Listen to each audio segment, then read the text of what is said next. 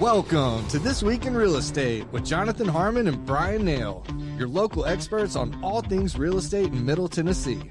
Listen in as they discuss the current state of the market, the latest trends, and have a little fun while doing it. We do want to say the opinions voiced on this podcast are for general information only and not intended to provide specific advice or recommendations for any individuals.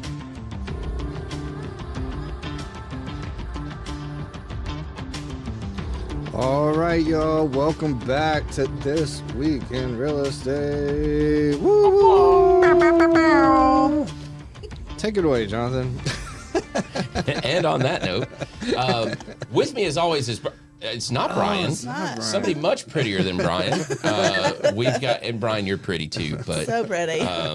but we've got our faithful behind the scenes person, Missy Lay, hanging out on camera with us today. And for those of you that don't know, Missy is by title my assistant, by function a counselor and a cat herder and a sometimes I have to herd her instead. So like, you know, there's a little back and forth on that. Yeah, it works out. A little bit of the left arm. And we're very coordinated. This is 100% not on purpose. Mm-hmm. So like even down to the shoes, although mine are much dirtier than yours. Those are really cute. Thank you. There, you can thank Stephen Lay. I wanted to change my shirt 4 times. He was like, "Don't, it's beautiful." Good job, Stephen. Good job. Good job. Good call. Way to go. And way to know that we were doing light blue today. Yeah. That's right. Who Got the knew memo. Trent's over there in a black sweatshirt though? Yeah. His shoes are blue. I do have His blue shoes. Oh, those are Smurf blue. Those are lovely. I like those. Panthers blue. I wouldn't mind having those. Panthers color, bless their hearts. Hey, we're going to be good. They're only worse than the Titans. I mean, is gonna be our they're only year. better than the Titans. That's what I meant. Anyway, so Bryan is MIA today. Diplomat retreat. Is that what it is? He's Diplomat retreat. He's retreating with all the diplomats. He's the diplomating. Mm-hmm. That's good. Go be diplomatic, Bryan. That's our And guy. so we decided to we're gonna focus a little bit more specifically on some real estate topics.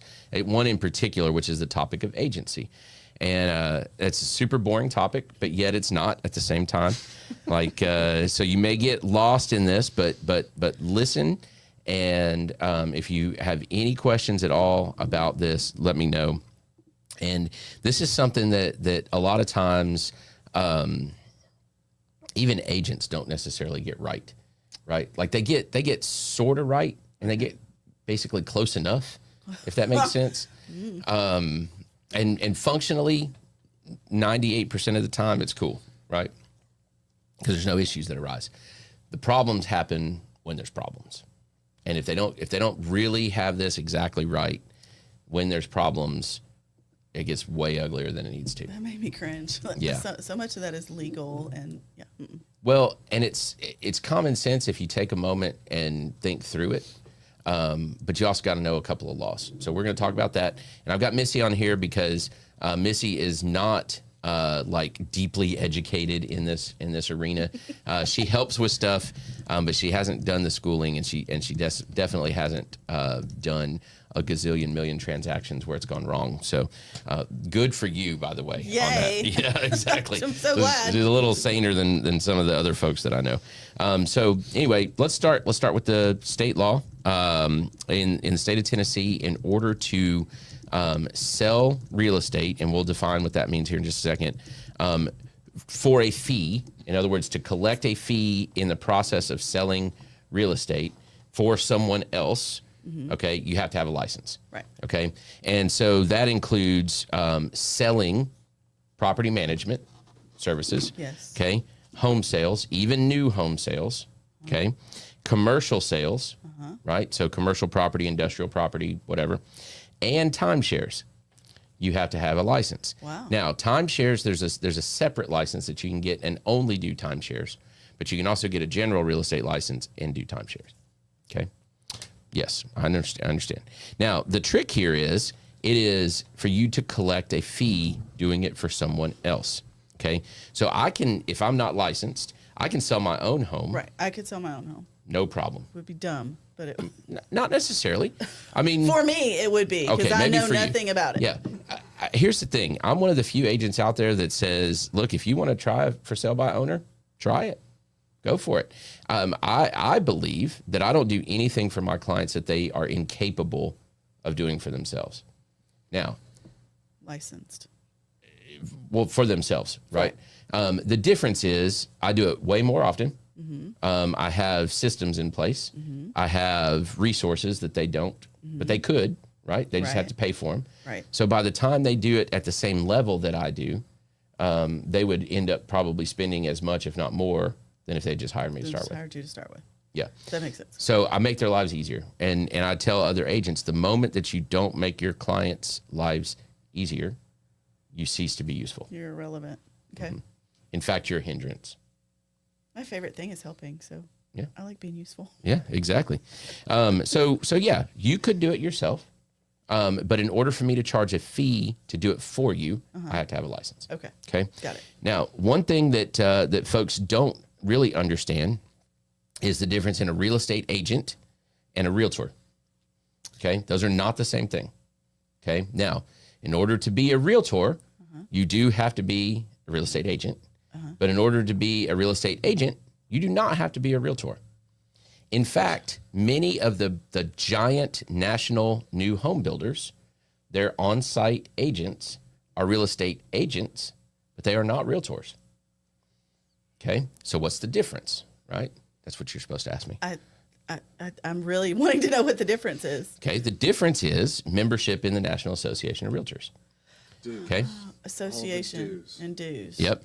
Now, that's the easy answer. But the real difference is, and why that matters, is that if you are a real estate agent, you are governed by the laws of the state, Tennessee Code Annotated, Tennessee Real Estate Commission, all of that kind of stuff, right? That's what you're like, that's your book of law. Okay. Right. If you're a realtor, in addition to all of that, you have the Realtor Code of Ethics. And it deals with how we deal with the public. It talks about how we deal with other agents. It talks about our fiduciary responsibilities to our clients. Okay. Okay. And so it is on top of what's already law. And so it's, I mean, to use a cliche, it's a higher standard, Right. right? And It's like an extra level of ethics and specifically ethics, accountability, responsibility. probably education. Yes. Now we don't have to. We have to take the code of ethics class every 2 years or 3 years? 2. Every 2 years. I just take it whenever I'm supposed to take it. I can't keep email. up with how many Get years the it is. email. Get the take the email test, from go. Wayman. Yeah, exactly. Knock it out. Right, exactly. But anyway, so we take the ethics class, and it's a refresher every 2 years on, look, this is how you're supposed to treat each other. This is how you're supposed to treat your client. This is your fiduciary responsibility. This is what it means to put their needs ahead of yours, that kind of thing. Gotcha. And in addition to that, we have local boards that hold us accountable should we stray. Okay. Gotcha. So there's an extra layer of accountability. There's an extra layer of responsibility. There's an extra layer of ethics, as you said. Yeah. And so it's important, right? So why do the big national home builders not require all of their agents to be realtors? The answer is pretty simple. They understand that the on-site agents, and this is important for all of you to understand as well, Okay. the on-site agents are their employees. Many of the times, not all the time, but many of the times, they're paid at least a small salary in addition to a commission on selling those houses. So I don't make a salary. I have no salary. So in that instance, that real estate agent is not just looking out for the best for the client. They're looking out for their employer. Oh, they're absolutely looking out the Right. best for their Which client. is why I've always because been told. their client is the builder. Right. They are 100% looking out for the best interest of the client. Oh, gotcha. They're not looking out for your best interest Because as you're the buyer, and you are not their client. You are not. Good point. Okay. 100% you are not. They are not allowed to do that. I can say that our first purchase was we used the agent on site, and Red flag after red flag after Here's the red flag, thing. and we didn't pay attention to any of them. Can you successfully buy a new construction home without a buyer's agent? Yes. Mm-hmm. Can you do better for yourself if you bring in your own agent? Yes. 100%. Yes. So, look, and here's the thing. You might hear this as me running down on-site agents. I am not.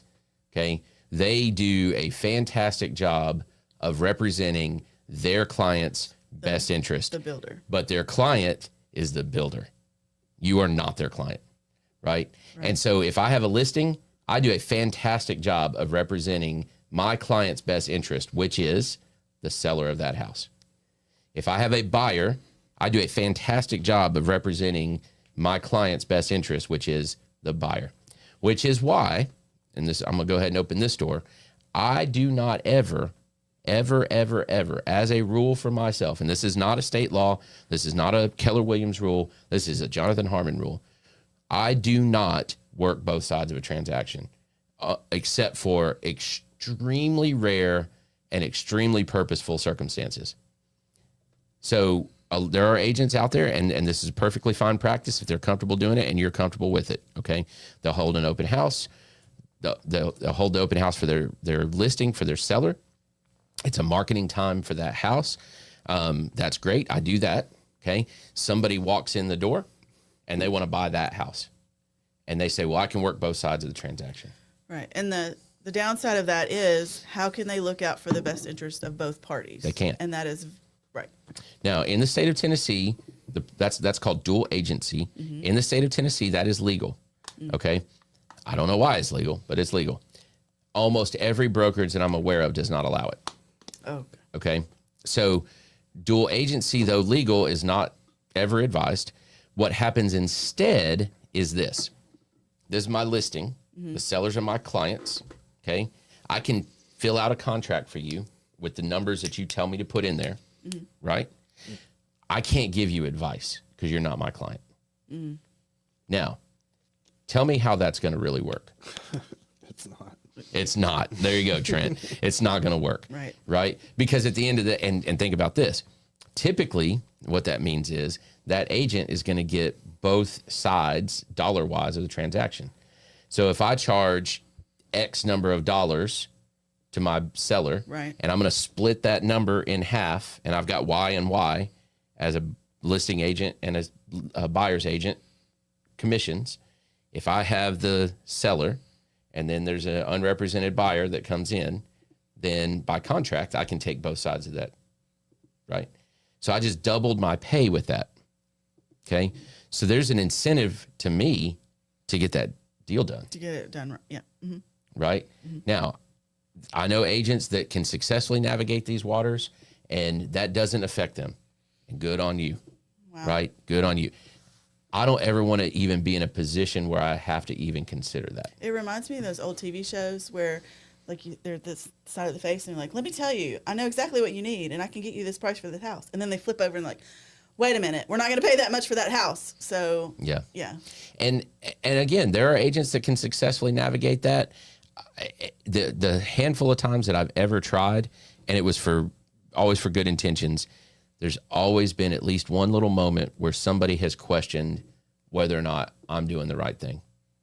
Mm. And I'm just not going to do that. Yeah. I'm not going to do it. Feeling. No, I don't like that feeling. And I don't like the possibility that at some point my decision-making on how to advise my client is going to be affected by my own gain. Like, I don't even want that to be possible. Right. Does that make sense? It does. Yeah. So what I do is I refer that buyer to one of my team members, whether it's Trent, John, Michael. If they're not available for whatever reason, I get somebody else from the office to represent that buyer. And I might charge a referral fee to refer that. Totally transparent here, okay? Yeah. I might charge a referral fee to that other agent for them to take that buyer handed client. You this commission. Yeah, and it's a nominal amount, but it's just a little something, right? Because I handed off business, and that's totally legal and ethical and all that. But I don't. But then that buyer also has somebody that's in their corner that's advising them. 100% looking out for them. That's right. Yeah. And I can 100% look out for my seller. And if the deal falls through, it's because everybody was advised and everything was presented completely accurately. Right. and to the best of everybody's ability, not because I omitted something, right? Because I'm representing my seller, and not because I gave away too much because I'm trying to keep the deal together and I told something to the buyer. Gotcha. Does that make sense? Yeah, I don't see how. If you can do that, kudos. Yeah, and there are some that can, and they're pros, and I'm just not it. And it's not that I'm not a pro, it's just I choose for that to not be part of my business. Yeah. So, which brings me to the next thing, and that is we're all independent contractors. This is something that a lot of folks don't understand. So almost every realtor that you see, and I'm sure there's some exception out there, so that's why I'm saying almost every, right? Sure. If they're a Keller Williams agent, if they're a Coldwell Banker agent, if they're a Parks, if they're a Onward, or Simply Home, whatever. All of those folks, and if I left you out, I'm sorry. If they Right Realty or J Cash or the list goes on and on and on, right? They are pretty much all 100% commission, right? They don't eat if they don't close a house. Right. There is no salary. They're 1099 independent contractors. Yes. So most brokerages will give you the ability, give you the freedom to build your business however you choose. Right. So Keller Williams, for example, that's where I am now. So this is what I can speak the most to. They have standards on how you advertise. You're in a franchise, right? Just like if you open a McDonald's. Right. Okay. So they have standards on how you advertise. They have standards on colors that you use in your advertising. Keller Williams is pretty lax on that, honestly. And aside from the state laws, you build your business however you see fit to build your business. If I want to prospect every single day for 8 hours and that's how I'm going to build my business, great, right? If I don't want to prospect at all and I just want to like go out in the public and shake hands and kiss babies, I always got to make sure I get that in the right order.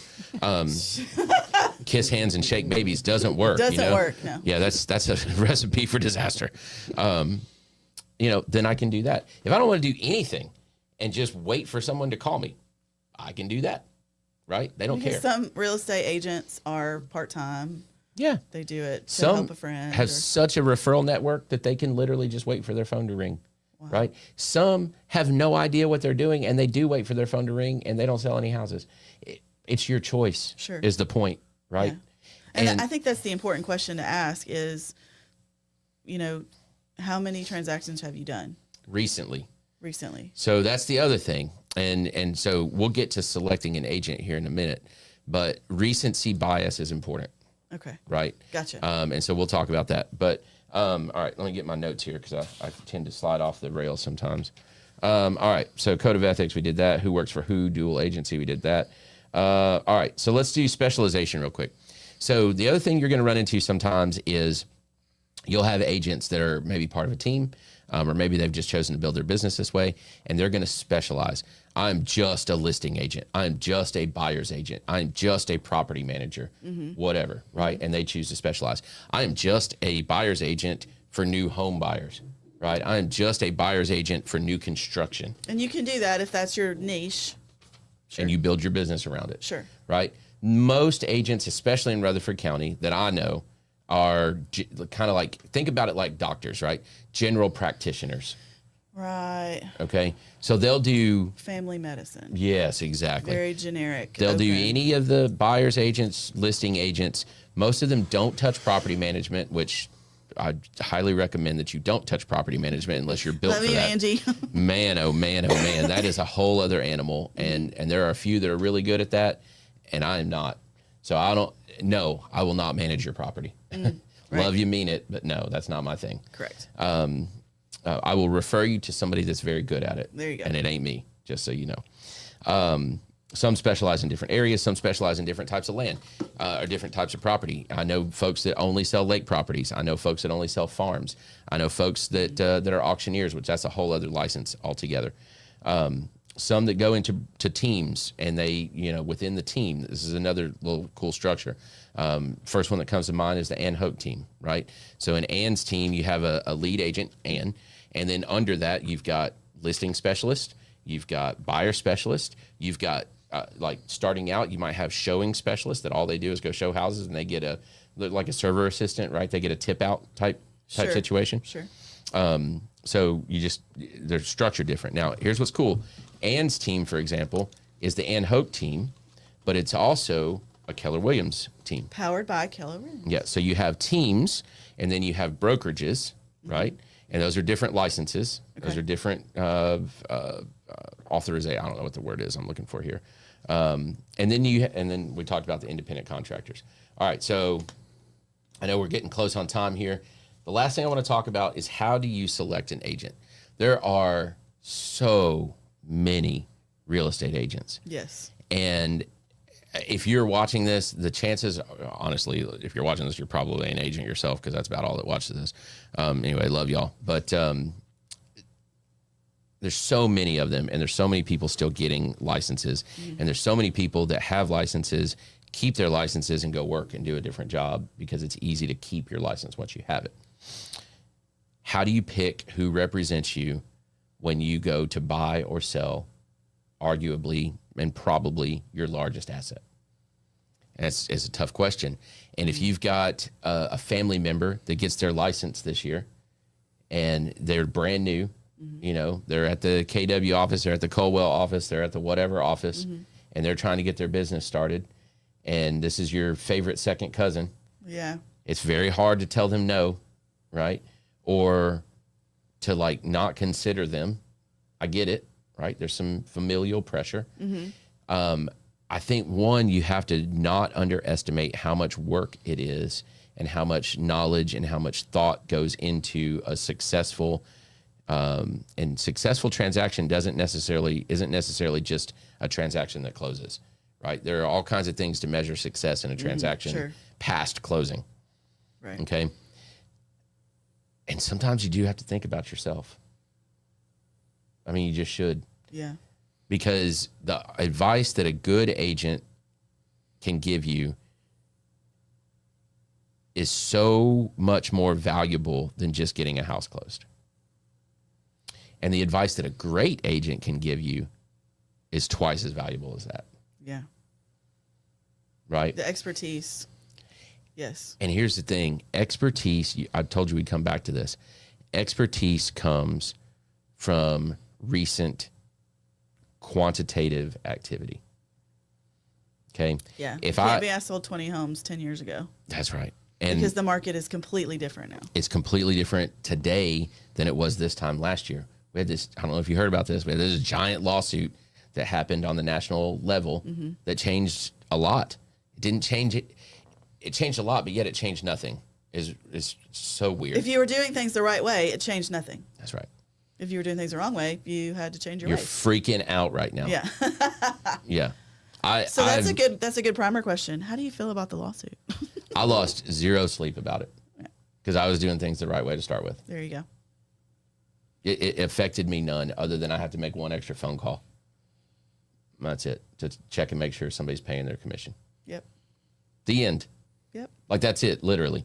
There you go. So, and if anything, it actually, where it's supposed to add transparency, it made it less transparent, which is kind of crazy, but interesting. Whatever. So anyway, expertise is. How do you pick an agent? You're going to be married to that agent for a while. Yeah, it's a process. Well, make sure you like them, right? And look, I want to throw this out there. You don't have to like them personally. Like, you don't have to be buddies and go get a beer together. But if you want somebody to represent you that's a shark, make sure that they're the right kind of shark. Right. Right? If you want somebody... shark. Yeah, well, it's a shark for you. Sure. Not against you. Sure. Right? If you want somebody to represent you that is a hard-nosed, like, mean, going to beat everybody up to get what they want and beat them into submission, make sure that's who you hire. Wow. Right? If you want somebody that's going to love on everybody and just, like, be buddies with each other and get the deal done this way, hire that person. Sure. But make sure you like them. Sure. Right? Okay. Ask them the questions. How many recent transactions have you had? Okay. If the answer is low, because there are some new agents that are still sharp, right? Mm-hmm. Okay. You've only had 3 transactions. It's been a tough year. Get it. Totally. Right? How are you supported? What are you doing for yourself now to do better? Right? Those are the questions. Okay. Yeah. So, hey, I'm supported by my lead agent, supported by my brokerage. I'm taking classes. I'm doing this. I prospect. Like, how often do you engage in real estate activities? Do you preview houses? Do you hold open houses? Do you follow up? You know, how do you communicate? All of these are questions that you can ask. There you go. How accessible are you? Do you have another job that means that you're locked out 8 hours a day? Right. That doesn't mean that they can't get the job done. But it's you need just to know the that going into availability it. is limited. Yeah. Mm-hmm. Well, and know that going into it. Number one complaint for the last 35 years, literally, on the National Association of Realtors annual survey to home to real estate clients. Yeah. Right. It's always been communication. Literally, number one complaint for the last 35 years, and maybe longer than that. It's been, my agent doesn't communicate well with me. My agent doesn't communicate with me. We know what the problem is. I have to call them and ask them for this. I have to call and ask what's going on. I have to call and ask how's it showing. Right. Every single year, by a lot, it's the number one complaint. Wow. But yet we don't fix it. Yikes. It's crazy. Okay. So part of that is setting an expectation and then meeting or exceeding it, right? Right. So how do you like to communicate? I only communicate by text. I cringe. Okay. I like to communicate by phone call. Mm-hmm. So if I call you and you don't answer and then you text me, you're going to get a very short response. Is that right or wrong? I don't know. Yeah. But it is. That's how I am. Right. So we need to know that up front. Right. So anyway, I hope this was helpful. What questions do you have that might be lingering? So that somebody might need? The questions are, how many transactions have you done? I would say, are you a realtor? Do you have that second level of ethics and training? How do you communicate? I would even ask, what sort of deals have you done? Have you only worked with your families? Have you only, tell me a little bit about the transactions you've done. If you're looking to buy a condo and somebody's only done, estate houses or single family houses. And there's a difference because there's things to negotiate that you don't have to negotiate for a single family home, things like that. So, that was 4 questions, 4 good questions. Yeah. How many transactions? Are you a realtor? How do you communicate? And what sort of transactions are you best at? I'm going to throw one little stinger in there as well. Okay. Okay. And this is mean, and my agent friends aren't going to like this one. Okay. But that's okay. Shocker. Yeah. Love y'all. If they say, I've done 4 transactions in the last year, my next question would be, oh, really? How have you paid your bills? Because 100% commission means if you don't do transactions, you don't get paid. Yeah. And I think that takes a special chromosomal makeup. How do you pay your bills? Oh, well, I also drive Uber, and I also, okay, that's cool. Just good to know. Yeah. Or I'm a kept husband, and I'm a trophy wife. Yeah, my wife has a fantastic job. Those are different answers. Sure. And those are different people. And some people may like or dislike that, and that's important. But you need to know. That's why you need to ask. Yeah. Yes. Or, yeah, tell me about it. It's been tough. I ate peanut butter and jelly. Yeah. Well, that's also a different answer. Sure. Right. And I'm not telling you which one to pick, but I'm telling you need to know those 3 scenarios. Yeah. So. Yeah, and if they have last year, let's say 50 transactions, how are you doing that? Oh, I have a huge team, or I have people who are going to help me. That's a good one. So, find out why. Is it because that's literally all they do is eat, sleep, and drink? Or they have a team that helps them? They have, and then. And on the team side, if I'm sitting here having coffee with you, and I like you, and I want you to be my agent, and I have a team, or you have a team, and you've done 100 transactions in the last year, right? Am I going to actually work with you? Right. Or are you going to turn around and hand me off to this person, or this person? And again, that's fine. That setup, that structure works. Right. But you need to know going into it so you're not surprised. Right. Those are great questions. Yeah. Yeah. And you would say, should I buy? Should I sell? It's January 2025. What does that mean? Ask somebody. Just call and talk to somebody. That's right. Because I'm an open invitation. Okay. So you're never going to bother me. You're never going to put me out. Or ask a dumb question. You're not going to ask a dumb question. Yep. Okay. You might, but I won't make fun of you to your face. I'm just kidding. It's a joke. Clarification. Yeah. It's totally a joke, mostly. I keep digging this. I fill the hole in and then dig it back out. I keep handing you a ladder and you're just not taking it. I know. Bless my heart. But no, seriously, let's get a coffee. Let's sit down. Let's talk about your scenario. I told somebody last night, as a matter of fact, in the tap room, I said, look, your best option might be to buy right now, but let's talk about your time frame. Let's talk about all the things that affect that decision. Yeah. And your best answer might be to rent. I don't know. Right. Until we really sit down and unpack it, I don't know the answer. And not only that, like I've experienced this when I said, is now a good time to sell my home? We really want to get our rate down or reduce our HELOC or whatever. You then pulled in your mortgage guy and was like, okay, I think no. The mortgage guy says no. So stay put. Right. So 2 trusted people have told me no. So right. I feel confident because both of them. And that right there is where the person that has done 4 transactions in a year and they've not done anything else to survive you might smell a little taste of desperation breath.